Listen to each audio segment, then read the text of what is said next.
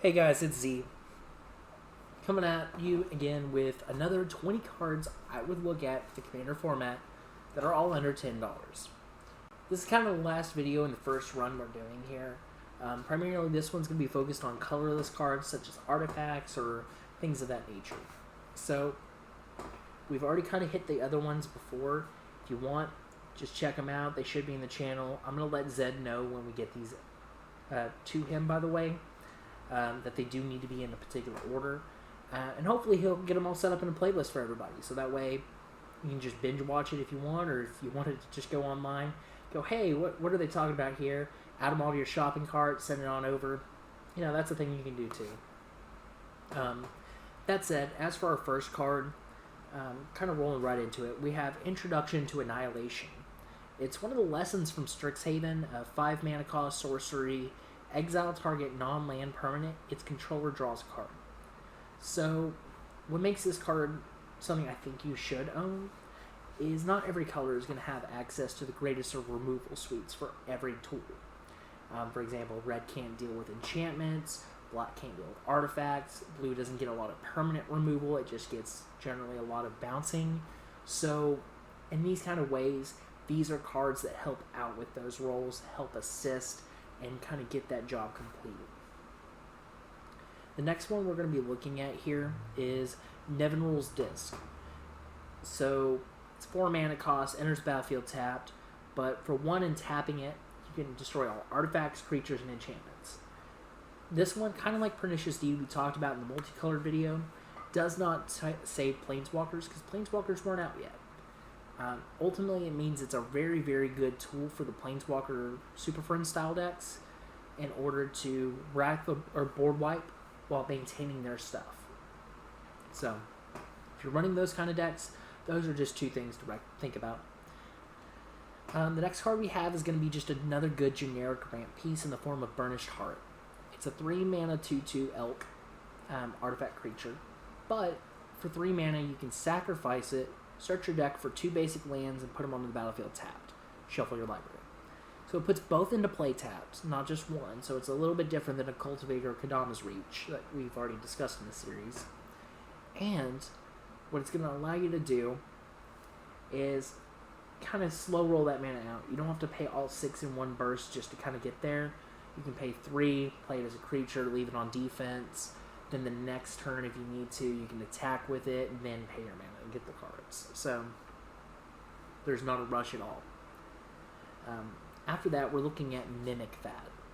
So, Mimic Vat is a little bit of a fun card here in my mind. It's a 3 mana artifact with Imprint. So, the Imprint effect is whenever a non-token creature dies, you can choose to exile that card. If you do, return each other card exiled with Mimic Vat into its owner's graveyard. Basically, you can only have 1 card in the vat at a time. For 3 mana and tapping the vat, you can create a token that is a copy of the card exiled with it. It gains haste, and you exile at the beginning of the next end step. So, let's say you get a creature with a very, very powerful enter the battlefield or leave the battlefield ability. Well, it's going to enter the battlefield when you activate the Mimic Vat, and so it's a way to kind of reuse and re-get that value. The next one we're looking at is an equipment called Fire Shaker. It is very simple, 3 mana, put it into play. Equipped creature has double strike and it's 2 to equip. So, like we talked about in red, we had Ember Cleave, which was very, very good. This is another way to get that ability. Double Strike changes the combat math so dramatically when it comes to commander damage that having this effect on a generic any color artifact, I feel is just worth having in your collection. I'm not saying necessarily it's the greatest thing in the world, but it is worth having access to. The next card we're going to talk about here is a card I just love. I know a couple of people in my playgroup enjoyed this card pretty heavily. That's Sunforger. So Sunforger is 3 mana, artifact equipment. Equipped creature gets +4/+0. But its fun little gimmick that makes it a little bit different than most things is for a white and a red, you can unattach Sunforger, Search your library for a red or white instant with converted mana cost 4 or less. Cast that card without paying its mana cost, then shuffle your library. So, the thing with Sunforger is it lets you cheat out the perfect tool from your deck at any given time. There's a video that I've already worked on for the channel here, discussing a Sunforger toolbox that you could throw into a deck or have ready to go. So it's one of those, we just kind of discussed the principles of that. If that is something you're into, check it out when it comes out. I'm not sure if Zed's going to want to put it out before or after this series, so just stay tuned and keep your eye out. The next card we have is going to be Blackblade Reforge. It's a 2 mana cost legendary artifact equipment, and equipped creature gets +1/+1 for each land you control. So by itself, it becomes a very, very large creature. The kicker is, if you equip it to a legendary creature, it's only 3 to equip. Otherwise, it can cost 7. Now, that's if you're playing the card as just by itself. There are other effects, especially in white, that can get around that and equip it for free. And when you're equipping it for free, you're getting a lot more value out of this card. But ultimately, it does have its place in several decks. For example, landfall decks can make great use out of the +1/+1 for each land you control. So it does have a lot of extra value. It's just really considering, does your deck need that type of effect? If you're trying to get there with commander damage, though, it's certainly a good tool in the arsenal. I would not be doing my job properly if I didn't talk about the commander format's most prolific, powerful card, as the way I'm going to phrase it. Basically, it's a card that's so unanimous with the format, it becomes in every pre-constructed deck. That's going to be soldering. Ultimately, soldering is one of those cards where if you build a bunch of decks, you never have enough. If you're like me and you build one, or if you're like me and you have a box of cards that you just build your deck from whenever you're wanting to play, you build your deck right before you play, then you can get away with 1 or 2 solderings. But for the most part, that's one of those cards that's very, very hard to get away with only having 1. So the next card I wanted to talk about is going to be Tamios Journal. 5 mana legendary artifact. Beginning of your upkeep, investigate, which puts a clue on the battlefield. You'll pay 2, sacrifice the clue, draw a card. However, you can tap the journal and sacrifice 3 clues. Search your library for a card, put that card into your hand, and shuffle your library. It's a colorless tutor effect. And realistically, with tutors that can go into any deck and search any card, they are very, very good, especially when they provide extra draw power in exchange for some mana investment. So I really like Tamios Journal. I think it's a card that people should be looking at a little bit more. The next one we're looking at is a fairly new card, but since it's come out, it's become a commander staple as well. Again, being in almost every commander precon that's come out since. And that's going to be Arcane Signet. So you can tap, add 1 mana of any color in your commander's color identity. Now, notably, it does not work with the colorless commanders. So that card does not have 100% like goes in everything, must use. No, there are some reasons you might not want to play that card, but for the most part, I would say most decks are perfectly okay to run that card and would enjoy its presence. The next one we're looking at is going to be Solemn Simulacrum. This is kind of a tried and true format staple. It's been around for a long time. 4 mana, 2/2, Golem. Whenever it enters the battlefield, you search your library for a basic land and put it on the battlefield tapped. So it's a rampant growth on enter the battlefield. On a dice trigger, so when it dies, you'll get to draw a card. So it replaces itself when it dies. Or at least replaces a card in its hand. So it's a pretty good card. Overall, it's not a lot you have to put into it to get something out of it. And for what you get out of it, it's actually pretty good. So, I don't think you can complain too heavily about that. Now, we're kind of getting over to I'm going to group 2 cards together here, kind of like I did in the green video, just to make it a little bit easier. The first one here is Swiftfoot Boots. Artifact equipment. Equipped creature has hexproof and haste. Equip 1, 2 mana to put in play. So this is a way to protect your commander and give it haste, so that way it can't be targeted by opponent's abilities and things like that. Lightning Greaves gives haste and shroud, but is also 0 to equip. So the trade-off here is you're not going to be able to target yourself with colored spells or abilities or things like that.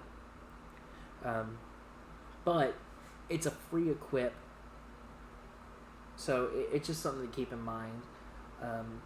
Where with the Swiftfoot Boots, your auras are not going to fall off. Things like that. You run that risk with the Lightning Greaves. The next card we're going to be looking at again is kind of for these commander-centric or Voltron decks. But Whisper Silk Cloak can also be used in some other niche archetypes, like things that want to get in and deal combat damage or things like that. But Whisper Silk Cloak, 3 mana, equipment, equip 2 to put on something. Equipped creature is unblockable and has Shroud. So it can't be targeted, and it's also not going to be able to be blocked. So just something to keep in mind here as we go through it. The next card we have is going to be the Ring of 3 Wishes. So it's a 5 mana artifact, comes into play, and has 3 wish counters on it. For 5 mana, tap it and remove a wish counter. You can search your library for a card and put it in your hand.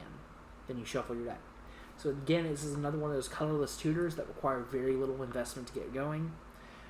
It's not like the Tamios Journal where it gives you the extra resources, but at the same time, unlike the Tamios Journal, it doesn't need to take those extra resources. It can be a self-contained, 3-time tutor. The next card we're going to talk about, again, is from Strixhaven. Strixhaven was a pretty good set for us Commander players, all things considered. The lessons didn't translate well. The teach mechanic or whatever didn't work out well for us, but other aspects did. In this case, we have Wandering Archaic. 5 mana, 4/4 Avatar. Whenever an opponent casts an instant or sorcery, they may pay 2. If they don't, you may copy that spell.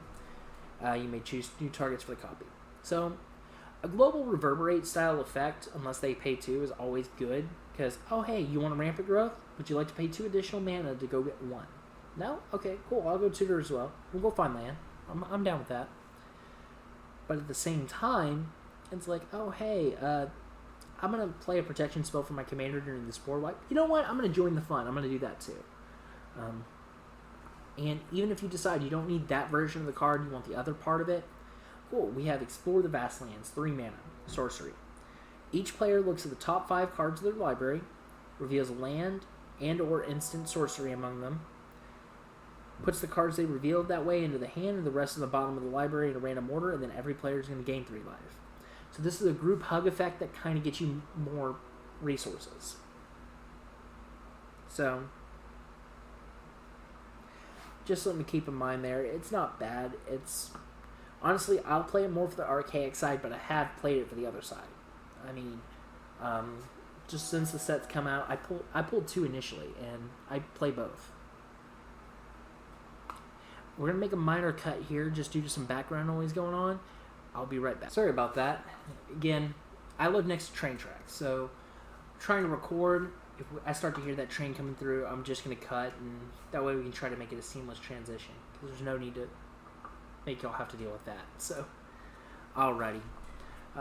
So that was Wandering Archaic here. Next card we're kind of looking at, if I can get all together here at least, sorry about that, is going to be All Is Dust. So, All of Dust is very interesting. It's a tribal sorcery, Eldrazi. 7 mana, each player sacrifices all colored permanents he or she controls. Notably, lands are not colored, so you don't have to worry about blowing up lands, unless something is causing them to have a color, like a ability or spell. But For the most part, this is just going to be a global board wipe. It gets rid of mostly anything that's not an artifact. So, but it is also a tribal card, which is fun for certain things that care about that.